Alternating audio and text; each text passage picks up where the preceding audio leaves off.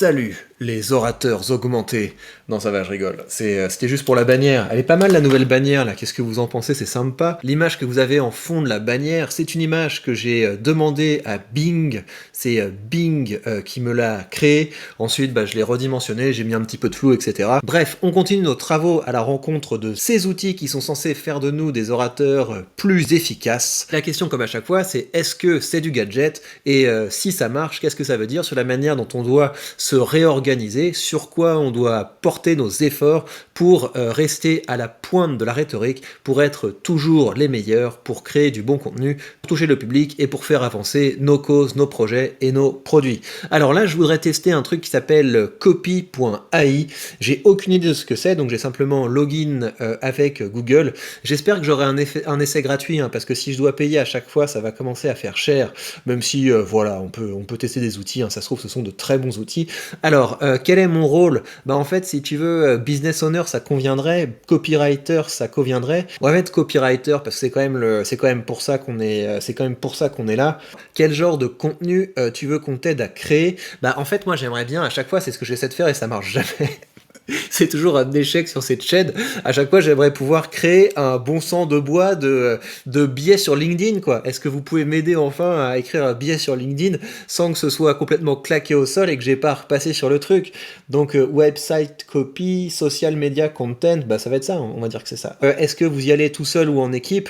Ouais, moi je viens tout seul, tu vois, je viens tout seul face à toi, laisse mon équipe en... Non, laisse mon équipe en dehors de ça, ma gueule. Alors quoi d'autre? Bam. Qu'est-ce qui ressemble plus à toi? J'ai jamais utilisé d'IA générative. On va mettre je suis new, mais j'ai déjà utilisé d'autres plateformes. On va voir ce que ça nous donne. Donc il y a un truc pour upgrader, il y a un truc pour passer en mode pro. C'est quoi c'est mot illimité, voilà. J'imagine que là on peut pas le pousser jusqu'au bout, mais tac. D'accord, ok. D'accord. J'imagine que là il est limité en anglais. Attends, on peut pas lui dire tiens, tu parles français, on va essayer quand même. Ok, on va lui dire qu'on veut écrire un billet sur LinkedIn. Voilà, alors ça m'arrangerait. L'objectif est de donner envie aux lecteurs de s'abonner à ma nouvelle chaîne YouTube, Orateur Augmenté, une chaîne où on teste des outils d'IA pour être des orateurs à la pointe. Allez, on envoie ça, on va voir ce qu'il va nous dire. Ouais, c'est pas très sympa ça comme réponse. J'étais pas capable de choper ta requête. Ça fait quoi si on appuie sur Improv? Donc là, il me donne le prompt que je devrais donner à l'IA, mais donc on voit que le truc galère en français, donc c'est pas grave. Je vais voir ce qu'il peut me faire en anglais, puis après je vais le retraduire avec Bing ou quoi, ou ChatGPT, c'est assez facile. Ok, bon allez, on imagine qui sait ce qu'il fait. Non, c'est nul ça, c'est vraiment complètement nul, c'est pas du tout là qu'il faut, c'est pas du tout là-dessus qu'il faut axer. Est-ce que vous êtes fatigué de vous sentir nerveux et pas préparé à chaque fois que vous devez parler en public? Est-ce que vous vous battez pour trouver les mots, etc. Non, ça c'est vraiment un pitch pour rejoindre une chaîne de rhétorique classique. Là, la peine, si on veut convaincre les gens de rejoindre la chaîne, c'est voilà, tout le monde parle d'IA, tout le monde dit que vous allez vous faire larguer, et donc du coup, vous êtes dans le déni, vous êtes en train de vous dire oui, mais non, ça ne va pas m'arriver, ça ne m'arrivera pas à moi, etc. C'est bête d'être dans le déni, vous pourriez être dans l'excitation. En fait, c'est super, en fait, c'est une super opportunité de tester de nouvelles choses, d'automatiser les tâches les plus pénibles et de vous focaliser sur votre zone de génie. Enfin voilà, tu me fais un truc qui peut fonctionner, mais là, ça ne va pas du tout. Public speaking is essentially orateur augmenté, tata. Ouais, non, c'est pas du tout ça, hein. Il a mal compris le truc. Alors, qu'est-ce que ça donne si on lui demande d'améliorer la réponse? Boum. Provide statistiques. Non, tu arrêtes avec les statistiques et les. Enfin, tu peux essayer. Je suis sûr que dans 2 secondes, on va me dire ouais, c'est bon, t'as cramé ton nombre de mots.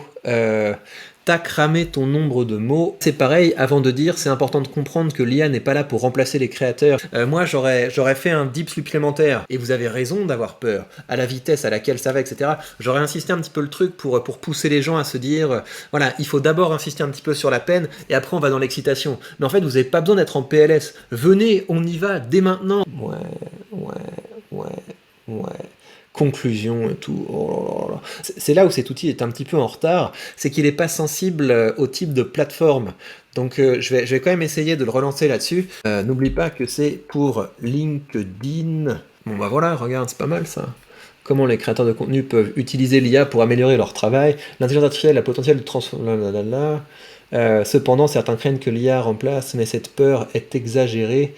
Alors, on va essayer de travailler à partir de ça. Ce que je vais faire, c'est que je vais prendre un petit moment pour essayer de bien la prompter pour qu'elle nous fasse quelque chose de mieux à partir de ça. Je me mets un petit peu là-dessus et je vous retrouve juste après. Alors, pour mieux aiguiller l'IA, je lui ai dit « Fais-moi une nouvelle version de ce texte avec les éléments suivants. L'objectif est de pousser les lecteurs à s'abonner à ma chaîne YouTube où on teste les IA de création de contenu. Commence par une approche qui se met à la place du public. C'est normal qu'ils aient peur, c'est normal qu'ils soient dans le déni. Développe cette partie sur un paragraphe de 4 phrases. Le paragraphe suivant vise à changer la peur en excitation. Il y a des choses passionnantes à apprendre, c'est une opportunité de tester de nouveaux outils, de gagner du temps, de mieux comprendre ce que l'intelligence humaine fait de mieux. » Alors, on va voir ce que ça donne avec ce prompt. Alors, qu'est-ce qu'il me dit maintenant? Accroche. Vous êtes-vous déjà demandé si les machines pouvaient écrire des articles, des scripts ou des chansons? Ouais, mais ça c'est quand même vachement 2015 comme question. Peut-être avez-vous peur que l'intelligence artificielle prenne votre travail de créateur de contenu? Vous n'êtes pas le seul. Je mettrais pas vous n'êtes pas le seul, moi je mettrais vous avez raison, vous allez être dans la dèche les gars. Il est normal d'avoir peur du changement et de ce que l'avenir nous réserve. Ouais, là ça fait un peu... c'est pas très punchy. Cependant, plutôt que de rester dans le déni, nous pouvons choisir de voir l'IA comme une opportunité passionnante d'apprendre de nouveaux outils, de gagner du temps et de mieux comprendre ce que... Tiens, c'est marrant, c'est une bonne phrase ça, là c'est mieux d'un coup. Alors, imaginez pouvoir créer du contenu encore plus percutant en utilisant les outils de l'IA pour la recherche de contenu, l'édition, la correction et même la création. À chaque fois, je trouve que au niveau du fond, c'est assez logique, c'est assez bien construit, mais ça manque de... ça devient vite des mots zombies en fait, il n'y a pas de sel.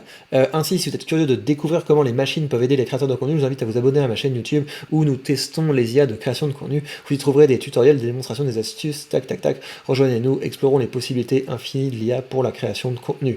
Alors, je vais encore voir si on peut pas aller chercher quelque chose d'encore mieux, quelque chose de vraiment exploitable, et si j'y arrive vraiment pas, je créerai le contenu moi-même. Allez, je vous retrouve tout de suite. Alors voilà ce que je lui demande pour essayer d'améliorer un peu le texte, mais c'est aussi pour m'amuser un peu avec ce truc pour qu'on voit ensemble ce que cet outil a dans le ventre. Alors c'est mieux mais intègre les éléments suivants. L'accroche doit être plus inquiétante. Utilise des affirmations. Oui, les créateurs inactifs vont être remplacés. L'accroche doit être plus développée. Explique les dangers du déni. 3. Utilise des images et des métaphores. Ça j'ai envie de voir si ça donne quelque chose d'intéressant. Ça c'est vraiment par curiosité. Cherche à secouer le public avec des mots forts. Ça c'est pareil. On va voir s'il a un concept de mots forts, soit plus vulgaire. Ça c'est juste pour voir en fait. Ça m'amuse de voir s'il y a immédiatement un blocage en mode oui je ne suis pas fait pour être vulgaire etc. Ou alors s'il y a un effort à ce niveau-là. Oui, il y a un autre truc que j'aimerais rajouter. Je vais dire fais une conclusion en rime. Toujours pour voir la gamme de compétences de cet outil. Fais une conclusion en rime. Allez, on envoie ça puis après on va se mettre à travailler. Et là, je suis embêté parce que honnêtement, j'ai pas de problème à sortir la carte bleue sur cette chaîne et on sortira la carte bleue sur cette chaîne. Mais honnêtement, là, de ce que j'ai vu jusqu'à maintenant, je suis pas suffisamment impressionné, je suis pas suffisamment satisfait pour pouvoir sortir la thune. Et je pense que quand même, quand on a un produit, le minimum, c'est que les gens, leur première expérience avec l'outil soit vraiment très puissante. Et franchement, là, de ce que j'ai vu, par rapport à la version gratuite de ChatGPT, on est largement en dessous du lot. Donc moi, ce que je vous propose de faire, c'est montrez-moi que j'aurais dû pousser le truc et aller plus loin. Faites votre essai gratuit sur cette plateforme en partant de là où je me suis arrêté. Je vous invite à poster les textes que vous aurez ainsi obtenus dans les commentaires. Et comme ça, ça aide toute la communauté. Et surtout, et ça c'est le plus important pour moi, vous passez à la pratique. Parce que sur cette chaîne, comme sur toutes mes chaînes, ça c'est un point qui est vraiment très important. Ces vidéos n'ont de sens que si ça vous motive à tester les outils, à écrire, et surtout une fois que vous avez obtenu quelque chose grâce à l'intelligence artificielle, repassez dessus, voyez à quel niveau vous pouvez l'améliorer, et c'est comme ça progressivement qu'on va identifier plus précisément la spécificité humaine dans la création de contenu. Alors, ce que je vais faire, c'est que je vais repartir du dernier texte que j'ai obtenu, et c'est moi qui vais apporter tout seul les modifications que je voulais apporter, donc je m'occupe de réécrire ce texte, et je vous fais un retour dans la foulée. À tout de suite.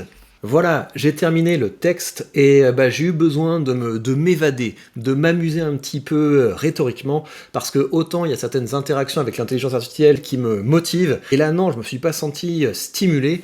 Voilà, ça m'amuse pas de tester un outil qui est moyen, pour ensuite devoir payer pour voir ce qu'il a vraiment dans le ventre.